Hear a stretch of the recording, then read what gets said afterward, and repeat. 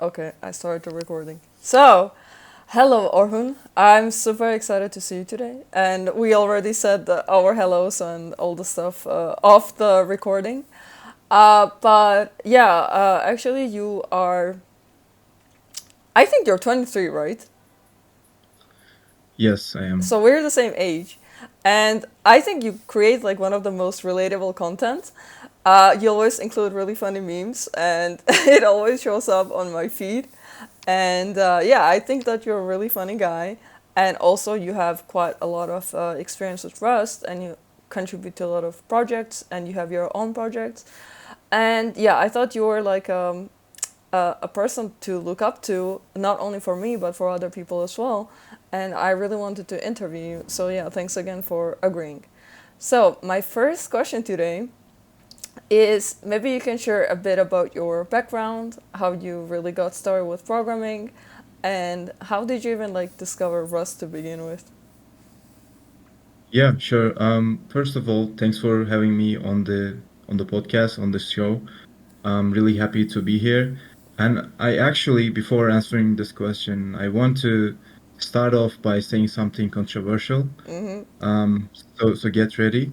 I think Rust is like pretty boring, and without the memes. That's why I make the memes. I Mm-hmm. think somebody has to combine the Gen Z humor with Rust and make some content, Mm-hmm. and I'm pretty much trying to do that. I hope I'm not super cringe. I No. know I'm cringe, but yeah. I'm basically trying to do that. Anyways, going back to your question, Rust is not boring, by the way. I was just kidding. Going back to your question, I started programming very early in my life. I would say I was, I think, 12 or 11 years old when I like started with C. And the actual reason why I started is because I always wanted to make robots. You know, the ones that you see in the background right now. Mm-hmm. I didn't make them, but I really like robots. And then I was just a kid, and I was just I had toys, and I was just combining them in some different ways, trying to make some custom robots and stuff like that. And then I was introduced to electronics, and I realized I can actually make robots. I was not making robots, but I was making small circuits that are like that has like LEDs, and they're just doing some cool stuff. It was fun to design. You draw those like paths, and then you make the circuit, because I was making the circuit myself with the with plates and everything. I don't know what it is called in English, but I was basically doing those things at that age. And then I realized it takes so much time to actually make those little things. And I needed to focus on other things, like I had school and so on. So I took a break from that, and I focused on programming. And at that time, I was simply going to the bookstore and getting every like programming book, Mm-hmm. whatever it was. It was C Sharp, Java, PHP. I wish I didn't buy the PHP book, but anyways, I guess. So I was just, reading those books and trying to like learn programming a bit more. I was making like little programs, sharing them on various social medias, and then I accidentally started doing open source. Accidentally. I say accidentally, yeah, because I didn't know it was open source until I was on GitHub. I was not just sharing them on GitHub. I was just creating those little programs and sharing them with people. And somebody said, "Hey, why don't you upload them on GitHub?" And I was like, "Okay, sure, I can do that." And I accidentally find myself in this position. I'm very happy though. So that's a very um very like not very focused like history of my programming, but like what it is. It is what happened basically. Mm-hmm. I have to also point out that I love Wally. It's such a good cartoon and one of the saddest ones. And I just noticed you have a poster too. When I was a kid, I used to love that guy, and I also had a figure of him as well. Um, Yeah. So yeah, actually you have a pretty cool story. I didn't know you were into robots, but I should have guessed because of the figures that you have in the background.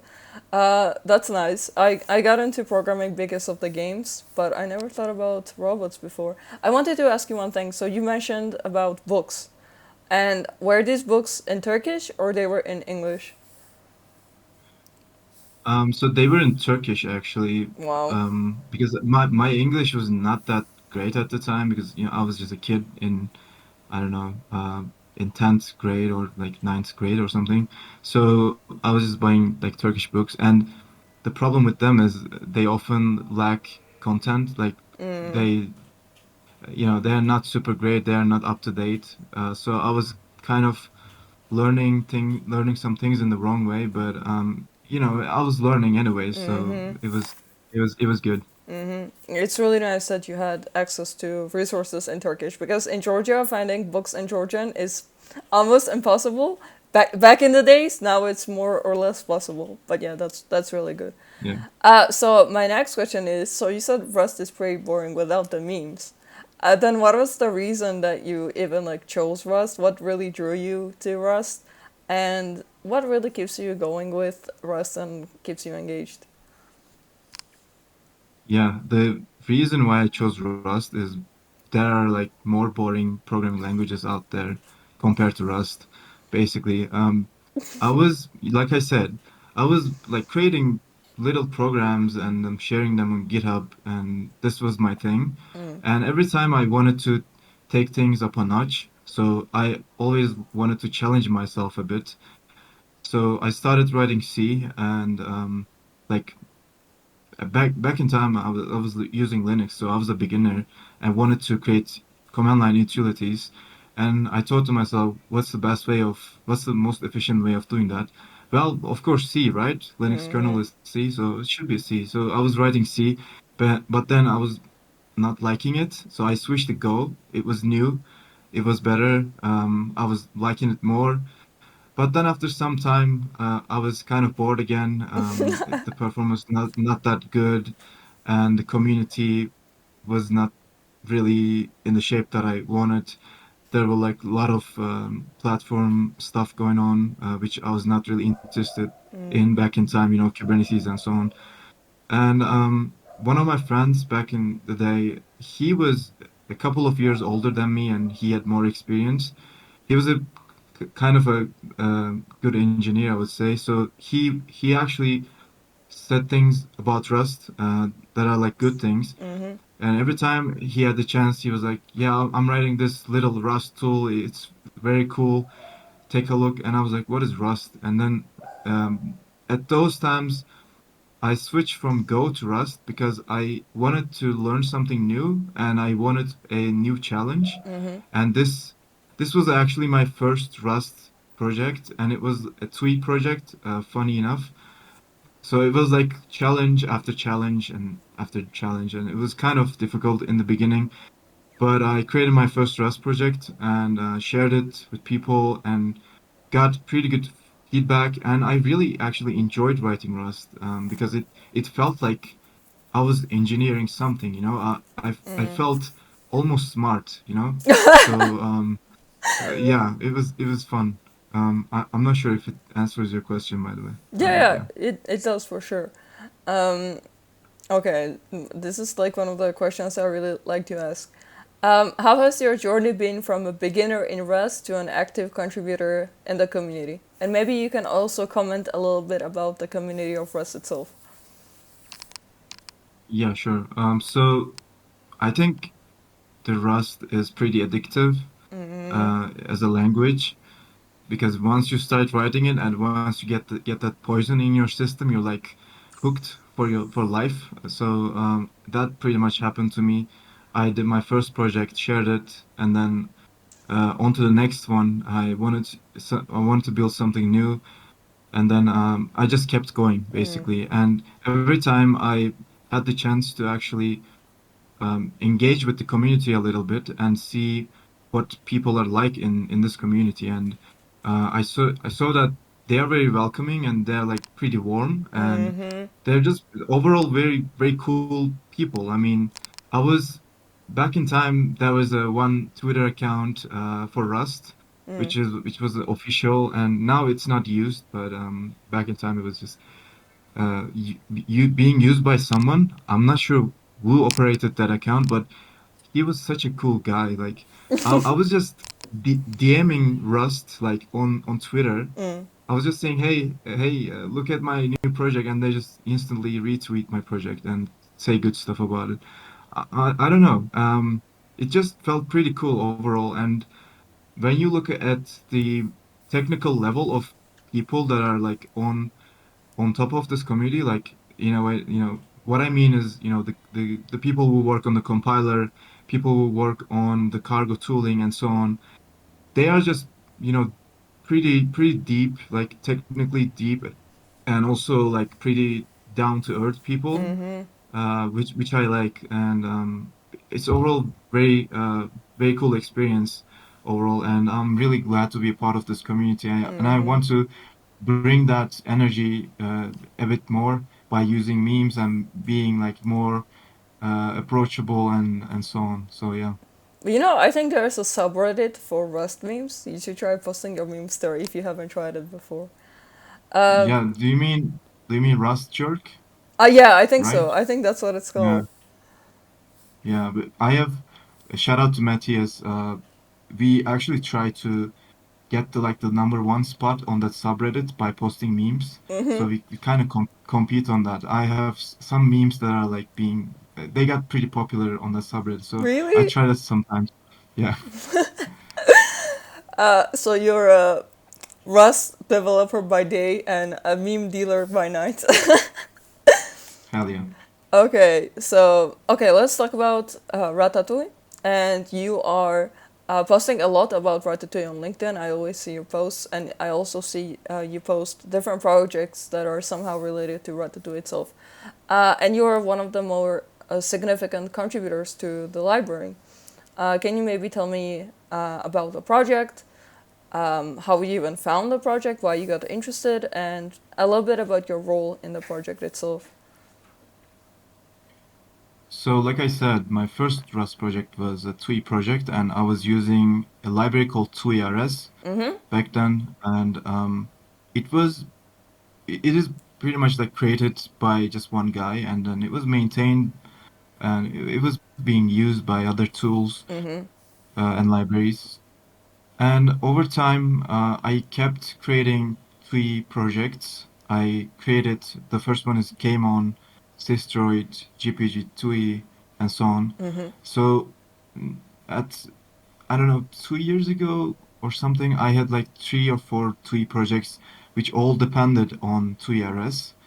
And Mm-hmm. then the author of the project created an issue saying that he does not have the time to maintain the library further, and he wanted to create a community and then like maybe add new maintainers to the library and so on. Mm-hmm. So this is pretty crucial to me because I heavily depended on this library. Mm-hmm. And we discussed on the issue with a couple of other people that we should create a Discord Mm-hmm. and talk about it. And we actually did, Mm-hmm. and so on. Um, and the author came back. He offered us a plan, and then he disappeared. And then there are like a couple of other back and forth discussions.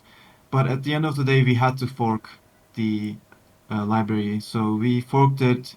Somebody came up with the name Ratatouille. Somebody came up with the logo, and then this community just by itself uh, emerged from TURS. Mm-hmm. So I was there since the beginning. I was just one of the first people who joined the Discord, and I was kind of like leading the meetings and like trying to like get people together, uh, trying to like Orhun? Hello, hello. Mastodon, and trying to post like updates on Reddit. And now I'm in a position where I maintain this library by contributing some code and doing PR reviews. And also I am doing social media work. And also I do like talks and podcasts and So I'm like a representative of this community at this point, and I pretty enjoy it. I mean, if you don't enjoy this type of work, it's like pretty hard because there's like no other motivation. There's like no money in this. Like there's nothing in it. It's just you just have to like what you're doing. So that's what I do, and it's been going pretty good actually. We've been trying to create releases and then like improve the library a lot, and we want to build the most like smooth and the best like experience in the terminal for Rust developers who want to create terminal UI apps. So that's pretty much it. Can you maybe comment a little bit about just like what are the unique challenges or maybe rewards of developing a TUI with Rust? So the biggest challenge is actually the limitations of Ratatouille. For example, we don't provide a lot of boilerplate. You need to handle your events and structure your project. So we don't like show you the way, or I should say, we show you the way, but it's up to you to go that way. We give you the templates, we give you everything you need. We have a pretty good documentation actually with tutorials and so on. We give you everything, and it's up to you to do everything. Um, so I think the biggest challenge right now is to create a TUI application in Rust in in a short time. Like, by short time I mean like adding like not much features, like making it like polished and visually appealing in the easiest way. So now if you want to do this, it will take some time because you need to tweak some things. There's not out of the box themes and stuff like that. You need to like tweak a bit things and play around a bit and find the best UI layout for yourself. And of course, there are like a lot of um, apps that you can get inspired from, but it's now a bit of work, I would say. We want to like reduce this amount of work by giving you some shortcuts, some templates, and maybe macros too. So that's what we are working on right now.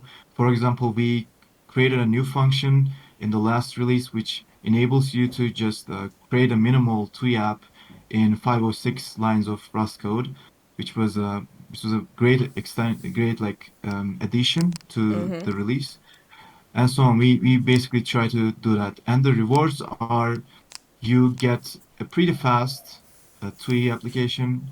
It's almost like it's not really like uh, consuming a lot of memory and CPU. It's just super fast, super efficient, memory safe, and so on. Basically, the features of Rust is in the Ratatouille. And also, I want to say that as an example, some guy created, I think it was Bones.dev or BonesDev on Twitter. He is like a AI engineer, I guess, and he wanted to train the Snake game to, learn how to play the game. And he visualized all of this by creating a TUI using Ratatouille. And it was just a very good example of what you can do with this. Because if he wanted to go for like a GUI or like another solution, that will take a lot of resources. But visualizing something in terminal is very resource efficient. So that's what he did. And at the end of the day, it was looking like super great, and the visualizations were just there. You can see everything. It's pretty clear. It's pretty easy to understand as well. So the reward is basically that. Yeah, actually, I'm checking out the repo right now because I've seen this guy before, and I think I've seen not this project, a different project, one of his projects, and when I was editing the Rust Game Dev newsletter, I remember his username from there, and I had no I think he was also doing, yeah, he also has just the Rust Snake AI without the Ratatouille, And I see that he has ported this into Ratatouille. Wow, that's super cool. I have to check this out later on. Yeah. Wow, wow, that's sick. Okay, okay. So we talked a little bit about Ratatouille. Maybe you can also tell me about the shirt you're wearing and the project that is associated with that shirt. Yeah. So this is git-cliff, one of Mm-hmm. my projects. Um, I'll give you the history. So now, I maintain a lot of Rust, also not just Rust, but a lot of open source tools, right? Mm-hmm. And releasing those stuff is just a part of the job. And after some point, it was pretty tiring to write a manual changelog for each project, and Mm-hmm. because every project has a different format.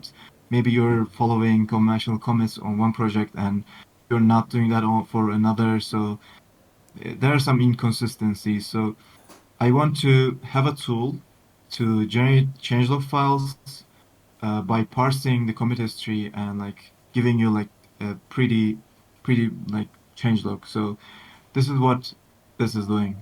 Gitcliff is gi taking the Git history, applying some rules that you created, and then giving you the changelog at the end. It's pretty much like an automation tool, and it works like that, and you can customize many things in it.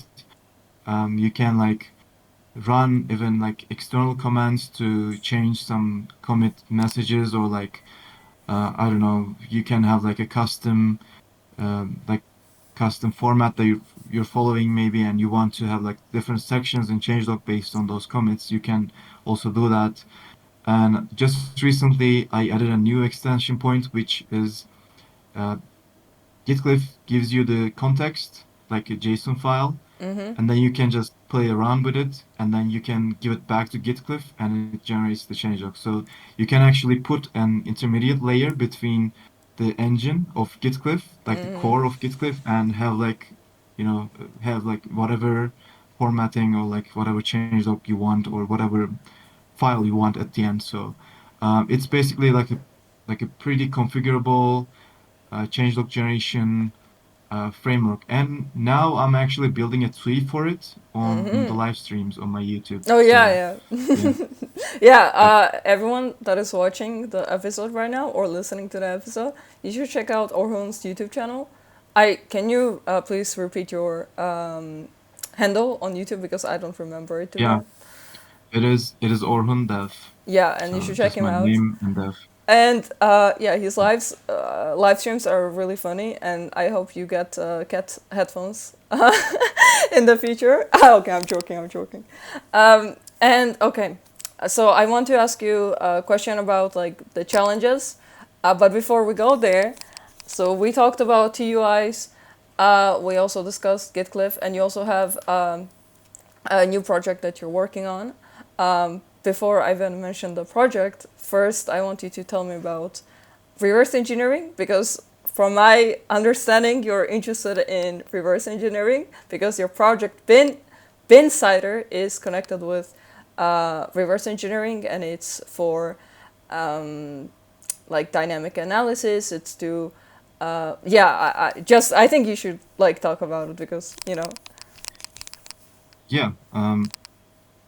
So I was actually building this tool since last year probably. I had some issues while I was packaging for Arch Linux. I also do that, by the way. I package for Arch, by the way. Mm-hmm. So I needed to like take a look at some binaries and see what they're doing. And I was actually looked for some tool that has like all the features for analyzing something like this, and I Mm-hmm. couldn't find it. I mean, for example, there's something called rpaths in Linux, which Mm-hmm. is used to like override the library path for some binary, right? And to check that, you need to run something called readelf, and you need to know the existence of readelf if you want to do this. And there's like something called strace, and then there's something called LDD, and so on. Like there are like a lot of tools that are like very separated, but they're actually like doing the same thing. It's just for getting some information, right? And I was kind of sick of this because I need to know this tool and then this one and this one has like 20 command line options and this one has like I don't know 15 and I don't want to like remember all of this, right? I want to just have one tool, have like visual representation of what I'm seeing and then run this and see whatever I want, get that information and I'm done. Like 10 seconds. It should take just 10 seconds. So I wanted to create this TUI app which runs in the terminal and it gives you like the um, pretty much inside the binary, so binsider, and that's pretty much it. And while I was working on this, XZ vulnerability happened. So I was like, oh shit, I should really finish this library, let's finish this project because this can be really useful while analyzing those type of incidents, when you have like a very suspicious binary or something, you can just give it to binsider and then it will give you um, like the everything inside that binary. Of course, now it only supports Linux binaries, but I'm working on macOS and Windows. Fingers crossed. And I think one of the coolest parts about this is that you get the hex dump view. And I didn't know about it when I was checking out the project yesterday, but that's actually really sick because I mean, yeah, you have string extraction, but if you can like see what's inside, in like a good and clean manner, that will be like very helpful. So Yeah, yeah. and one funny thing about the hex dump is um, it is actually another Ratatouille app, which is developed by someone else. It's called like H-E-H-E-H again. So it's like three letters. And I saw this project and I was like, well, this is what I want to build, and and this is what I want to have in Binsider. Why should I just write the same code? So I actually contributed to that project to make it usable as a library. So now I didn't really like write any code about Hexdump or anything. I just contributed everything there to the upstream, and I used the TUI app as a library, and I like you know rendering even the rendering is happened by them, not me. But then the sad part, or not the sad part, but I end up being a maintainer of that project, so You played yourself. whatever. Yeah. Okay, okay. Oh, okay. So, I wanted to ask you, from like all these three projects that we discussed, can you tell me one of the biggest challenges that you faced? And yeah, just tell me a little bit about the story and maybe how you solved it. Like something that is really memorable and really like sticks out to you, you know? Do you want something technical or like Yeah, yeah, anything technical. technical? Okay, I need to think about it. So I think, hmm, I think Gitcliff's action, like the Docker stuff, was pretty challenging, and like the Git stuff as well. Um, Especially now that I use some library called Git2, which is like the libgit, like it's bindings to libgit 2, and it's like a C library, and the challenging part was understanding the types and like getting wrapping my head around whatever those mean basically. That was pretty hard, and the Docker stuff is like Git has some rules and in some cases you don't have permissions.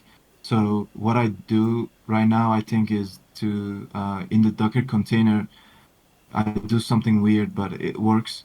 So when you run the container, it takes all of your source files and then it copies them inside the container and changes the like the permissions, and it moves them to somewhere else, and then it moves the binary or something to somewhere else and runs the git cliff on that, which was just a pain to figure out. but at the end of the day, it works. Um, so yeah, those two things are the things that I can remember off the top of my head. Let me think a bit more. But most of the like the biggest challenges are actually um, human Interactions. communication. Yeah, human connection, the communication issues. Because open source is, I think, a social activity. It's not like Mm-hmm. you write some code and then push it to somewhere and then you're done. It never works like that, you know. Mm-hmm. Even though you do that, somebody will come to your repo and like create an issue and say that, hey, this is not working. And you can, of course, ignore it. But if you choose to not ignore it, then you will have some interaction with them. And sometimes for example, in Ratatouille, we have some communication problems with people, which always happens in open source. I mean, Mm-hmm. it's not a big issue. Sometimes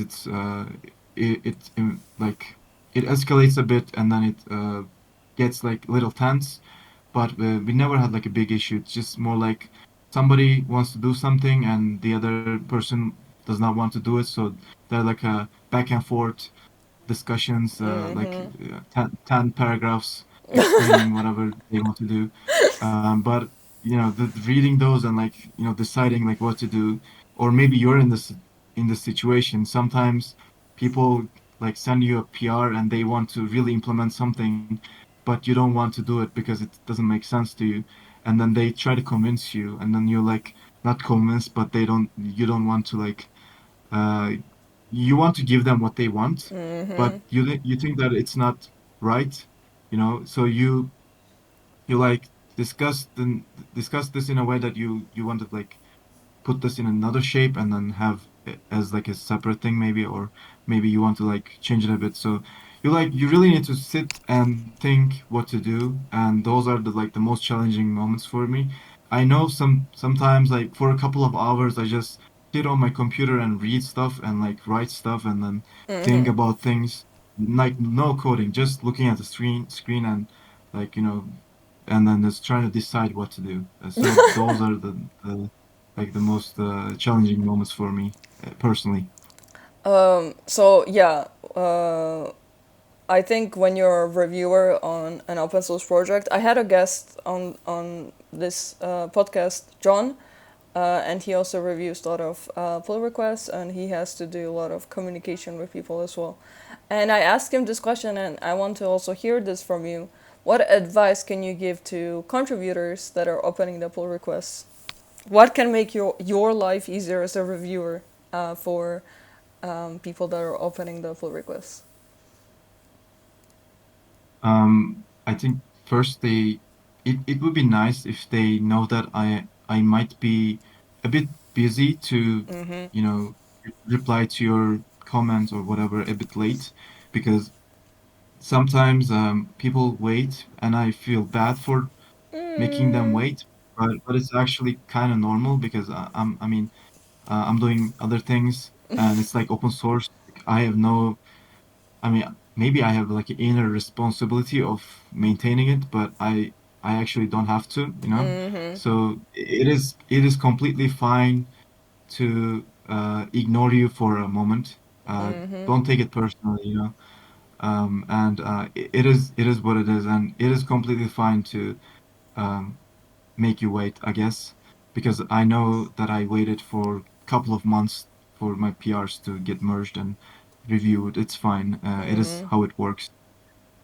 So just be aware of that, and don't ping me like 50 times, please. Um, it never happened, by the way, but just saying, maybe 40, 49 times, but not 50. What else? I guess yeah, that's pretty much it, because that's my only issue. It's about time, If I had like 40 hours a day, I would probably get to a PR and like get it merged and Mm-hmm. whatever. But it's more like managing time and then finding the perfect time for the review, because I don't want to like half-ass review your PR Mm-hmm. in the middle of the night and Next day you have to like fix it. create. Yeah, yeah. So it takes a bit of time to get moving, but we are moving, so don't worry about it. Okay, so that was your comment as the reviewer. Now, as a contributor, do you have maybe like a particular philosophy or goal that drives you to contribute to open source? Because as we mentioned, you're not obliged to do this, um, but you have some kind of inner responsibility, of course. Just like what motivates you? I'm I like open source. yeah, go ahead. Sorry. I like open source because you can pretty much contribute to anything as long as you comply with the license and so on. Um, so that's pretty much my responsibility because I like, contributing to random things and, just being present in the ecosystem. Because now I maintain many Rust packages for Arch, and every package means that you need to have some kind of a communication with the upstream, because if something goes with the package, you need to communicate and you need to like create an issue, create a PR and so on. And I probably created at least like one PR for each package that I maintain. So the connection is there.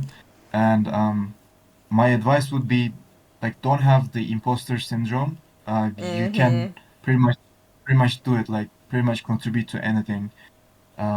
That's my motivation. Linux kernel, I mean, that's fine. I can contribute to it.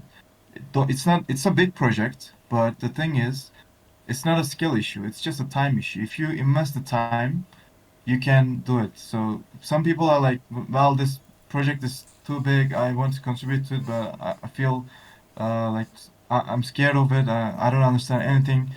It's not like that, It's more like you sit down, you just look around, try to figure out things, and you do something. Go ahead and do something. And it's fine to create like draft PRs, create like unfinished PRs and ask for help. No one is going to judge you for this because you actually put in the work and you try to do some stuff. And most of the time, maintainers really helpful, so they will actually guide you to the correct way. So you will actually like finish implementing whatever you're doing. So just go ahead and do it. Just do it, Nike. That's also my experience. I also opened a couple pull requests on small RS, and yeah, the previous guest John, he was nice enough to like explain and comment in my PR like what I have to do better, what I can improve, and I really appreciate the time that the reviewers take to like put all that stuff and actually do the reviewing, and it also helps me as a I don't really call myself a programmer because I'm more of a DevOps person, but as a programmer to get better and understand how I can improve, Um, okay, and you mentioned ecosystem, so the Rust ecosystem.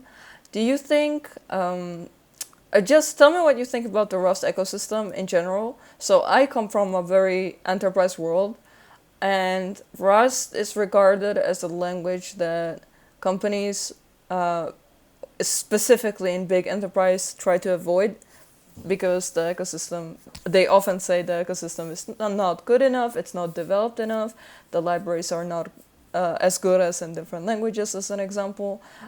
So it's better not to use it because it's very risky and you might end up with tech debt in the future, and so on and so on. What is your take on that, and what would you how would you argue with these type of people? I would say they are partly right. The reason why I'm like maintaining Ratatouille is because TUI RS was not maintained. And just yesterday, I looked for a Reddit client for Rust and I couldn't find it. There was one, but it was like not super maintained. So there's definitely that problem. But I think that that's also a time issue as well, because if you give it the time to maintainers, like give the time for us to uh, like mature a bit, it will solve itself. And there are like very edge cases nowadays that you can experience this, I think. Most of the like the enterprise libraries and like the tools are actually there and being used by big companies, so I don't think you would have a very big issue with that. I mean, those are very polished and there, but if you want to like go a bit specific, like in my case, I was just doing something with Reddit. The client was not there, so that's a just a just an issue where if you go a little specific, maybe like the embedded world a bit is a bit like that too. I'm not sure yet, but there are like libraries like Embassy and so on, so they should be in a pretty good shape actually, compared to at least like 2 or 3 years ago. I see that there are like a lot of polished libraries coming out. Today I was kind of surprised by seeing Serenity library for Discord API. It's like super polished, like it works super well, and the API is just great. So I was sometimes surprised by it, and sometimes I'm not surprised because you know there you cannot sometimes find what you're looking for, but it's usually there. And if you just ping the maintainer a bit, they will just work on it. So I don't think it's a huge issue for enterprise, but maybe maybe I'm just saying this because I don't work for a company. Maybe I don't have that view. I don't know. Make sure you don't ping the maintainers 50 times though. Yeah, yeah, 49 is okay, but not 50. Uh-huh. Um, okay, so that's your take on the libraries itself. What about the language? I think the new version of Rust is coming out quite soon. I don't remember the exact date when it's coming out, but one of the major releases is going to be out soon. So, what do you think about the language itself? Do you think there are places where we can see more improvement and some things that could be changed? Obviously, you come from a background of different programming languages as well, so maybe you have something to compare or something to say about that as well. Rust is perfect in my eyes, honestly. It just suffices all my needs. I mean, I do like system programming and command line tooling, so it works pretty great. I mean, I would suggest a bit, like a couple of improvements on cargo maybe, but other than that, it works pretty well. There are some general concerns about Rust, such as the long completion times and like just long completion times actually. That's the one thing that I can just say off the top of my head. But other than that, it's just gonna just it is what it is. I mean, you need to make a trade-off.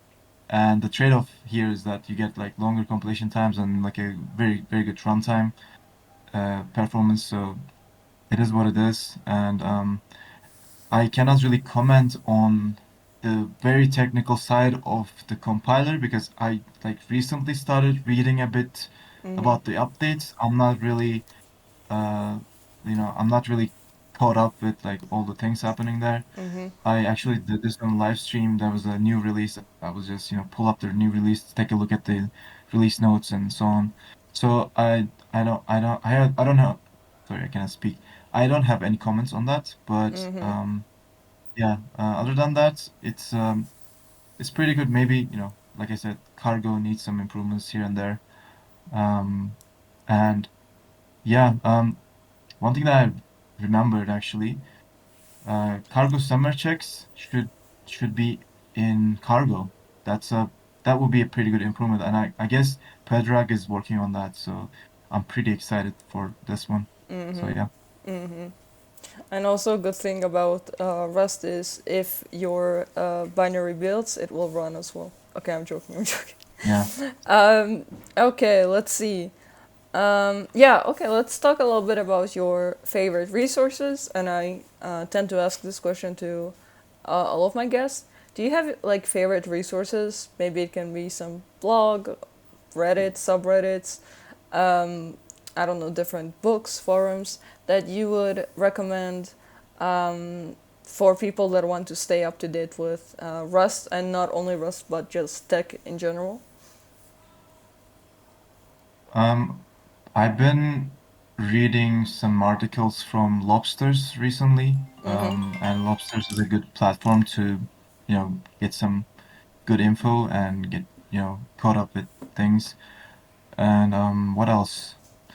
Some newsletters here and there. This week in Rust is pretty big in my life. I would say I like read every entry on that. I learn many things from that newsletter, and I contribute to it a lot actually. Yeah, I think I just saw your commit today, or it was yesterday. I don't Yeah, remember. Yeah. yeah, yeah. It's a good newsletter. Shout out to the team who prepares that. So yeah. What else? Mostly just like Mastodon. Sometimes Twitter. Twitter is just full of memes these days, but Mastodon is a pretty good resource to get more up to date with things. What about LinkedIn? And some LinkedIn, I mean, I post on LinkedIn, but You know, I don't really browse. you're the only person that like not okay from the interviews, definitely not, but from the Rust world, you're the only guy that posts Rust content on LinkedIn like quite a lot. I haven't met anyone else, and you're also like quite young, and LinkedIn is more of a old people's social media. I don't want to sound rude, but it's the truth, you know. So yeah, Yeah, you're also quite active there, and yeah, thanks to you, I get to learn about different projects from LinkedIn. it's actually weird because when you think about it, it's like a okay, I didn't want to say this, but it's like a boomer platform, Yeah. It's like more like that. Sorry guys, you'll get some dislikes for this. Sorry. Don't post this on LinkedIn. We should. Okay. Shout out to people on LinkedIn. Love you guys.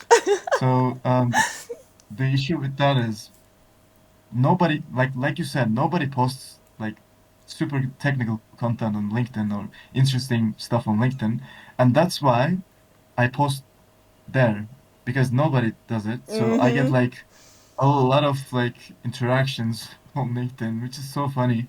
Sometimes like I take a look at my page and I like take a look at Ratatui's page. I'm like, I have 1.5K followers. Like, why? It doesn't make sense, you know? But the reason is it's pretty interesting content, and I'm like I feel pretty alone on that. I don't even browse LinkedIn. Like my main like the feed is full of like job updates and like hey I got this certification and stuff like that. So it's so funny. There's this Rust programming language group that I use pretty actively. I sometimes browse that group because sometimes people post their projects and so on. But yeah, there's like a Wait, yeah I have to yeah say, I also browse the group, and I only see your posts, to be honest, because they're yeah. always like the most popular ones, and they're like all the way on the top of the page, you know.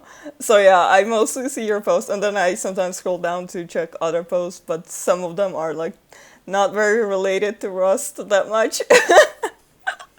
But Yeah. yeah. Um, so I hope not a lot of people will start posting on LinkedIn now because we now share the trick.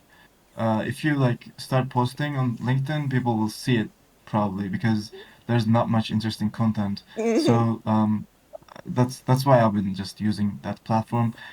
But also like it's good. I meet new people from there and I was just joking in the beginning. Like it's full of great people, you know. I just want to take that back and can we actually edit this out? No, let's not edit this out. Let's keep it raw. So yeah, that's pretty much it. Okay, my last and final question is, what do you have? What advice do you have for someone that is just getting started with Rust? Um, how would you plan correctly their Rust journey? Where do you think they should start, and from where do you think they should like advance more and more? I think it's a matter of practice. Because if you ask me, at first I didn't even read the Rust book, which is the official documentation to learn Rust. I was just trying to like write code, make this thing working, and then call it a day. So I definitely recommend practicing more than trying to like get used to the concepts a bit, because when you practice, the compiler will just slap you on the face and you're like, what is going on? And then this will just get stuck in the back of your brain during all day. You're like, why did the compiler slap me? And you will just start to like it is the start of it will be the start of your addiction basically. So you'll automatically go to the documentation and learn about it. So it's like a reverse way of learning it, but I would definitely recommend having an idea to build. Let's say you want to build a TUI, right? So you start doing that by using Ratatouille templates. We have a template repository, and then you're like you'll understand the code. It's not like super like uh, complicated things, right? It's just programming. So you add some stuff to it, you like trying to do whatever you want to do, and then read the documentation of it maybe, and you just reiterate on this process. You want to add like a label, you add a label, you get a like a compiler error, and then you learn about like lifetimes or borrow mechanism or something, and then um, you can always go to the documentation and read more about it. For me, it usually works like that. Even while contributing to new projects, I don't like read a lot of the documentation. I just dive into it and then I just get stuck and then I read it. It's not the correct way, by the way, but it's just how it works for me. So, have an idea to build, like it's something simple or something, I don't know, difficult based on your preference, and then you start building it. You just go step by step and try to do it um, like consistently. Just don't give up too easily. Try to try to like add some feature. Um, have some goals. I usually try to plan these things in my head. So when I'm learning something new, I would say to myself, hey, I want to do this today, and then I only focus on that and I try to do it. And even though I fail, I learned something new. So there are like no failures. So yeah, I see.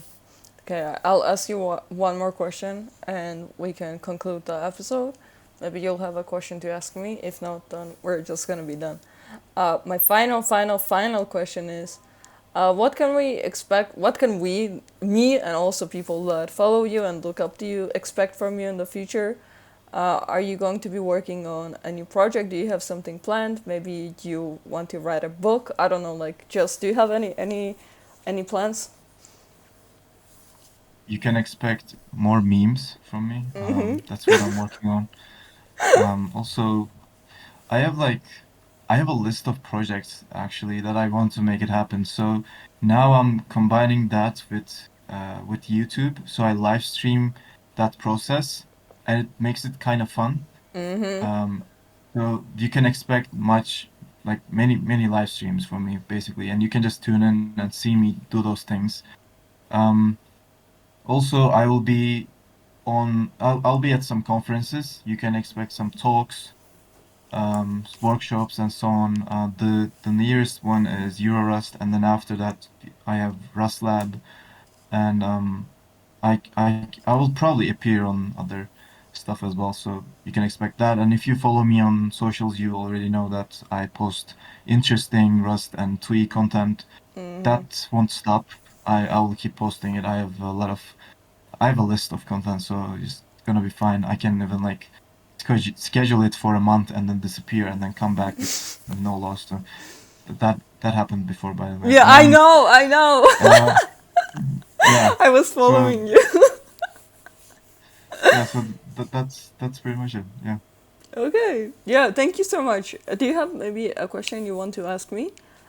If not, then I thank you for your time, and I had a lot of good laughs, and I cannot wait to post this episode, to be honest. Yeah, let's see the feedback on this. I hope you won't get a lot of dislikes and yeah. No! Let's see. Thank you for having me. Yeah, thanks. See you. Goodbye. Yeah, bye.